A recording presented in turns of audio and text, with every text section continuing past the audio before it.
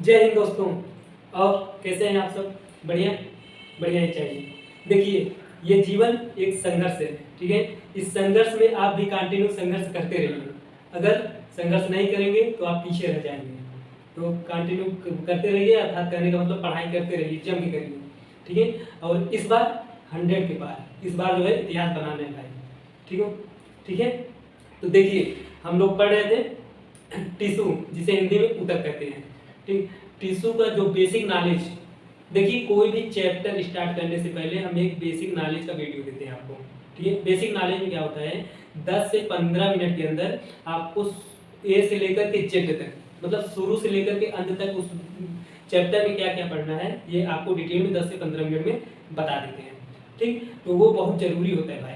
अगर वो वीडियो अगर आप नहीं देखे हैं तो इस चैनल पे अपलोड है, उसे जाकर के आप देख लीजिए, तब जाकर के यह जो है आपको समझ में आएगा, ठीक। देखिए टिश्यू क्या होता है। Tissue is a groups of cell, ठीक है, या फिर ग्रुप्स ऑफ सिमिलर सेल कह सकते हैं, ठीक। जो ऊतक होता है वो बहुत सारे सेलों को मिला करके बनता है, ठीक, या फिर बहुत सारे सेल जो होते हैं जिनका वर्क और फंक्शन सेम होता है, उन्हीं से जो है ऊतक का फॉर्मेशन होता है, निर्माण होता है, ठीक। देखिए ऊतक मेन रूप से दो प्रकार के होते हैं, एक एनिमल टिश्यू, दूसरा प्लांट टिश्यू। देखिए हम लोग जूलॉजी पढ़ रहे हैं, बायोलॉजी के अंतर्गत जूलॉजी पढ़ रहे हैं, इसलिए एनिमल टिश्यू के बारे में भी पढ़ेंगे। जब बॉटनी का नंबर आएगा तो प्लांट टिश्यू के बारे में पढ़ेंगे, ठीक। तो देखिए एनिमल टिश्यू मुख्य रूप से 4 प्रकार का होता है, ठीक।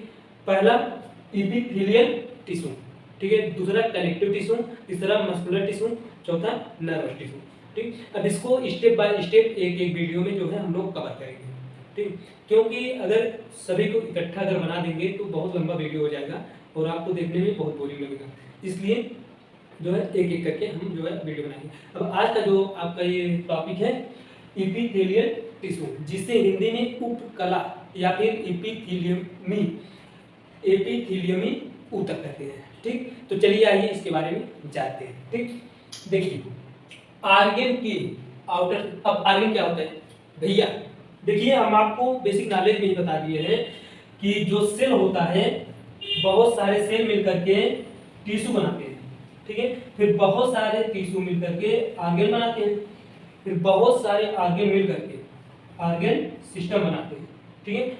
और बहुत सारे आर्गन सिस्टम मिलकर के बॉडी बनाते हैं, बॉडी, ठीक। जैसे आपका हुआ, हमारा हुआ, भैया का, भौजी की, मम्मी पर, जितने भी मतलब जीव हैं जिसे भी आप देखते हैं, ठीक है, वो सब इतने प्रोसेस से होकर के गुजरे हैं, तब जाकर के लास्ट में बॉडी तैयार हुई, ठीक।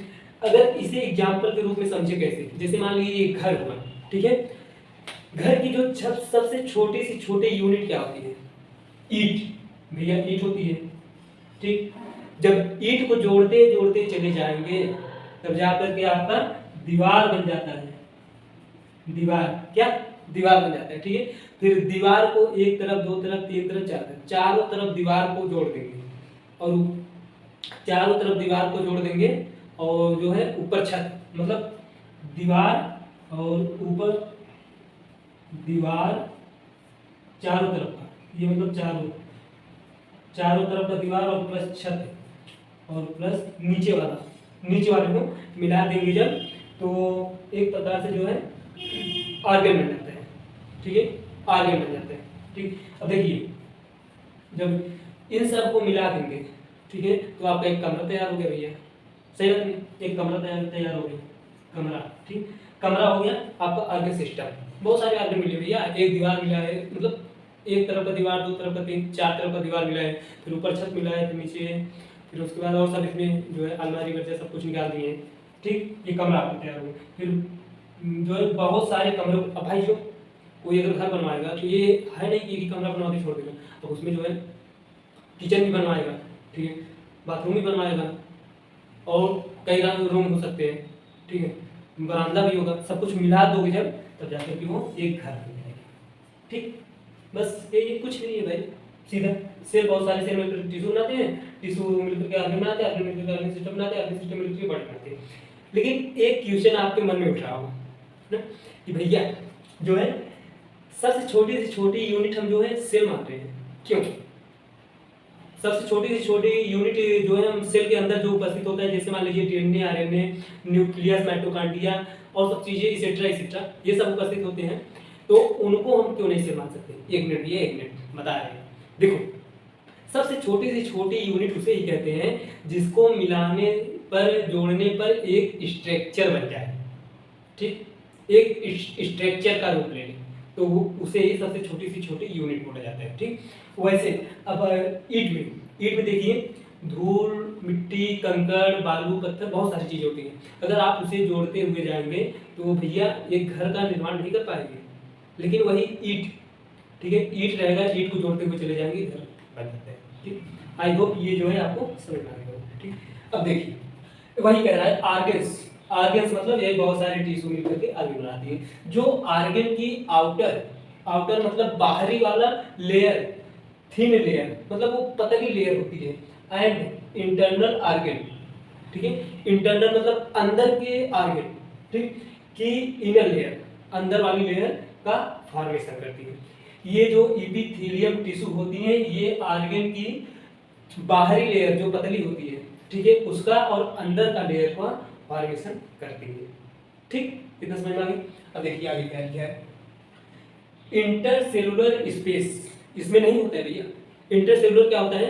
जैसे एक से लिए है, दूसरा से लिए है, इसके बीच कोई स्पेस नहीं होगा, ये एकदम इंटरकनेक्ट होकर के रहेगा, ठीक। जैसे ये सेल हो गया, ये सेल हो गया, अब ये कहिए बीच में गैप नहीं रहेगा, ये एकदम इसे सटा हुआ रहेगा, ठीक। इसमें इंटरसेलुलर स्पेस नहीं होता है, ठीक। अब देखिए, ये देखिए हम कट का निशान लगा दिए, नहीं होता है।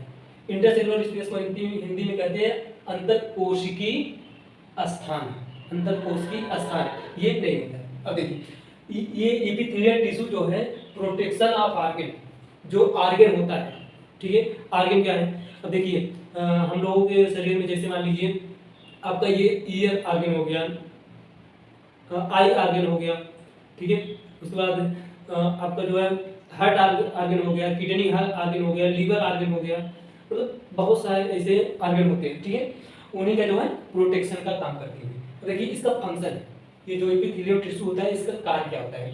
ये डिफ्यूजन जिसे विसरण कहते हैं। डिफ्यूजन में क्या होता है? ये एक प्रकार का प्रोसेस होता है जिसमें पानी आदान प्रदान होता है, ठीक है। इसमें एसपीएम होता है, एसपीएम मतलब semi permeable membrane, semi permeable membrane ऐसे होता है, इस साइड से पानी मतलब आर पार हो जाता है, ठीक है, पारदर्शी होता है, तो ये डिफ्यूजन नहीं होता है। तो देखिए सेक्रेशन मतलब होता है स्राव। ये क्या होता है? जैसे मान लीजिए आपने कोई फूड लिया, ठीक है, फिर उसके बाद वो अंदर जा करके डाइजेस्ट हो गया पूरी तरह से, फिर उससे जो हमें न्यूट्रिएंट मिले, प्रोटीन मिला, मान लीजिए विटामिन मिला, कार्बोहाइड्रेट मिला, भाई उसका सेक्रेशन होता है, स्रावन होता है, तभी तो वो ब्लड के द्वारा एब्जॉर्ब किया जाता है, हर जगह भेजा जाता है, ठीक। एंड एब्जॉर्प्शन को अवशोषण करते हैं। अब जैसे भैया मान लो प्रोटीन, कार्बोहाइड्रेट, विटामिन, फैट, ये सब हमने निकाल लिया, जो हमने फूड खाया उससे सब कुछ निकाल लिया, ठीक। अब जो पचा हुआ भोजन नहीं है, जो अनडाइजेस्ट है, ठीक है, अब उसका अवशोषण होता है वो लार्ज इंटेस्टाइन में। ये हम जो है इंटेस्टाइन वाले चैप्टर में आपको बता दिए थे, पाचन क्रिया में, डाइजेस्टिव प्रोसेस वाले चैप्टर में हम इसे बहुत बेहतरीन तरीके से समझाए, ठीक। एब्जॉर्प्शन मतलब उसी का, उसके अंदर जो पानी होता है उसका एब्जॉर्प्शन होता है, वो बाहर निकलता है, मतलब स्टोर होता है रेक्टम जाकर में हेल्प करता है, ठीक। इसका जो फंक्शन होता है एपिथेलियम का, डिफ्यूजन, सेक्रेशन, एब्जॉर्प्शन में हेल्प करता है, ठीक। अब देखिए एपिथेलियम टिश्यू के सेल का साइज, इसका जो सेल होता है, एपिथेलियम का जो सेल होता है, इसके साइज के और इसका जो साइज होता है, ठीक है, वो लोकेशन एंड वर्क के अनुसार अलग अलग होता है, ठीक है। लोकेशन मतलब वो कहाँ पे है और उसके बाद उसका कार्य क्या है, उसके आधार पे अलग अलग होता है। ये मुख्य रूप से 4 प्रकार के होते हैं, ठीक है, टाइप्स ऑफ एपिथेलियम टिश्यू, ठीक। देखिए पहला होता है स्क्वैमस टिश्यू, ठीक है, स्क्वैमस टिश्यू, दूसरा होता है कॉलमन टिश्यू, तीसरा होता है क्यूबॉइडल टिश्यू, चौथा होता है सीलिएटेड टिश्यू, ठीक। इसका आप स्क्रीनशॉट ले लीजिए, फिर एक इसको जो है हम एक एक करके स्ट्रक्चर वाइज समझेंगे, ठीक। ले लीजिए। हाँ तो दोस्तों चलिए देख लेते हैं स्क्वैमस एपिथेलियम। स्क्वैमस एपिथेलियम जिसे हिंदी में कहते हैं सल्की या फिर सल्काब एपिथेलियम, ठीक है। इसका ये जो है चपटा हुआ होता है, ठीक है, चपटा होता है और बहुत थिन होता है, इसमें बहुत ज़्यादा थिन होता है, बहुत ज़्यादा पतला होता है, ठीक है। इसका जो स्ट्रक्चर है, स्ट्रक्चर देखिए, ये साइड साइड में हमने रेड कलर का बना दिया है। देखिए ईंट के आकार का आपको दिख रहा होगा, स्ट्रक्चर रेड कलर में बना है हाईलाइट करके। और ये बीच में न्यूक्लियस होता है, इसे एक नाम से और जाना जाता है स्क्वैमस एपिथेलियम का जो एक नाम, दूसरा नाम होता है वो स्टीरिएटेड स्क्वैमस एपिथेलियम होता है। ये हम बताएंगे अभी किस लिए। और ये जो चपटा हुआ सेल दिखाई दे रहा है, इसे इंग्लिश में कहते हैं प्लांटेड सेल्स, जिसे चपटी कोशिका कहते हैं, ठीक। ये समझ में आ गया आपको सेल स्ट्रक्चर। अब देखिए सेल्स चपटी एंड अत्यधिक पतली होती है। ये जो स्क्वैमस एपिथेलियम होता है, इसका जो सेल होती है वो चपटी और अत्यधिक पतला होता है, और न्यूक्लियस भी इसके चपटे होते हैं। ये जो न्यूक्लियस होते हैं वो भी चपटे होते हैं ईंट के आकार का, ठीक। और देखिए लाइक किसके तरह, लाइक फर्श या फिर दीवार पर लगी ईंट। फर्श जो नीचे की फर्श होती है उसके आकार का, नीचे की फर्श देखोगे चपटे हुए मतलब दबे हुए धसे हुए रहते हैं, और ईंट भी धसे हुए रहते हैं चपटे हुए, ठीक, उसी के आकार का। ये क्वेश्चन बढ़िया बनेगा कि जो स्क्वैमस एपिथेलियम सेल होता है वो किसके आकार का चपटे हुए होता है, तो फर्श या फिर दीवार पर लगी ईंटों की तरह, ठीक है। चपटी ये सब ये भाई सब मेन पॉइंट है, ठीक है। मैं बुक पढ़ा, फिर उसके बाद उसमें जो मेन जहाँ से क्वेश्चन उठता है, देखिए हम जितना भी आपको लिखा करके पढ़ाते हैं, ठीक है। अगर आकर के यहाँ पे लिख के बताएंगे तो टाइम ज़्यादा हो जाएगा आपका। 10 मिनट का वीडियो पता लगा बन जाए आधे घंटे का, बहुत बड़ा वीडियो बन जाए, तो ऐसा नहीं करते। तो देखिए स्क्वैमस एपिथेलियम स्किन की आउटर लेयर पर पाई जाती है। जो ये स्किन होती है, त्वचा होती है, उसकी आउटर लेयर सबसे बाहरी सतह पर पाई जाती है, ठीक। इसके अलावा और कहाँ कहाँ पे पाई जाती है, माउथ कैविटी, मुख गुहा में। ये मुख गुहा है, ये जो आपको गुहा दिख रहा है अंदर वाला जिसमें उंगली घुमा रहे हैं वो मुख गुहा है, ठीक है। टंग, ये जो जीवा है ये टंग पे पाया जाता है, ठीक है। ईसोफेगस, ईसोफेगस ये ग्रास में इसमें पाया जाता है। एंड एलिमेंट्री कैनाल, जिसे आहार नाल कहते हैं। आहार नाल जो यहाँ माउथ से शुरू होता है और एनस पे जाके खत्म होता है, मतलब आगे से स्टार्ट होता है पीछे जाके खत्म होता है, ठीक है। एलिमेंट्री कैनाल उसे कहते हैं। कैनाल के अस्तर को बनाते हैं। ये जो स्क्वैमस एपिथेलियम होती है, ये जो mouth cavity, tongue, oesophagus and alimentary canal के जो ऊपरी वाली अस्तर होते हैं उसे बनाते हैं, फॉर्मेशन करते हैं, ठीक। ये ब्लड वेसल एंड लंग्स के एल्वुलाई, एल्वुलाई को हिंदी में कहते हैं वायुकोशों, और ब्लड वेसल को कहते हैं रुधिर वाहिनियां, ठीक है। लंग्स और फेफड़ा कहते हैं तो जानते हैं कि एल्वुलाई में भी पाया जाता है, ठीक। क्वेश्चन मस्त पूछता है कि ब्लड वेसल एंड लंग्स या फिर एल्वुलाई, कोई भी एक एल्वुलाई में कौन सा टिश्यू पाया जाता है, स्क्वैमस एपिथेलियम टिश्यू पाया जाता है, ठीक। देखिए अब इसका काम क्या होता है, वर्क देख लेते हैं। वर्क ये देखिए, वर्क लिखिए, वर्क काम प्रोटेक्शन ऑफ इंटरनल ऑर्गन, जो अंदर के पूरे ऑर्गन होते हैं उनका प्रोटेक्शन का काम करती है, ठीक है। एंड ब्लड वेसल एवं एल्वुलाई में पदार्थों के डिफ्यूजन में हेल्प करता है। जो ब्लड वेसल होते हैं और एल्वुलाई, एल्वुलाई तो भाई गैस का आदान प्रदान होता है, ब्लड में न्यूट्रिशन का आदान प्रदान होता है, ठीक है। उनके डिफ्यूजन, डिफ्यूजन का मतलब होता है विसरण, विसरण का मतलब होता है कि छानने का काम करता है, या फिर इसमें सीएसपीएम होता है, सेमी परमेबल मेम्ब्रेन होता है, उसी के रास्ते पानी आदान प्रदान हो जाता है, लेकिन जो गंदे चीज होते हैं वो छन जाते हैं। यही सब काम होता है ये डिफ्यूजन, ठीक। स्किन की सरफेस पर स्थित स्क्वैमस एपिथेलियम स्किन की प्रोटेक्शन हेतु कई लेयर में सजी होती है। जो ये स्किन की प्रोटेक्शन के लिए होती है, ये कई लेयर में सजी होती है। इन्हीं लेयरों को क्या कहते हैं, स्ट्राइटेड स्क्वैमस एपिथेलियम, जिसे हिंदी में अस्तरित सेल की एपिथेलियम कहते हैं, ठीक है। ये क्वेश्चन पूछता है, या फिर एक नाम ऐसे, ठीक। ये समझ में आ गया। तो चलिए अब हम जो है दूसरा वाला देखेंगे, कनेक्टिव टिश्यू, सॉरी दूसरा वाला देखते हैं। आप स्क्रीनशॉट ले लीजिए, उसके बाद बताते हैं। हाँ तो चलिए दूसरा देख लेते हैं। पहला स्क्वामस एपिथेलियम टिश्यू देख लिया हम लोगों ने। अब दूसरा कोलोमनर एपिथेलियम टिश्यू, ठीक है। कोलोमनर कोलोम देखिए, कोलोमनर का मतलब ये होता है कॉलम।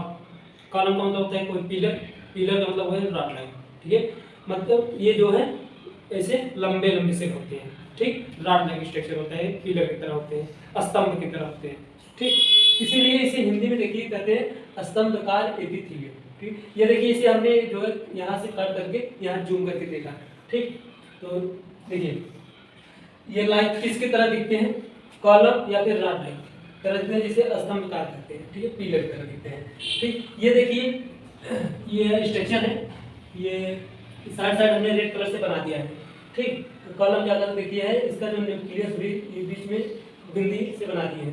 फिर ये इतना भाग हमने काट के यहाँ पे देखा, जब जूम करके देखा तो यहाँ इसके जो ऊपर है जहाँ पे खाली स्थान है वहाँ पे माइक्रोबिली पाए जाते हैं, जिसे सूक्ष्म माइक्रोबिली को हिंदी में क्या कहते हैं, सूक्ष्म रासायनिक, ठीक है।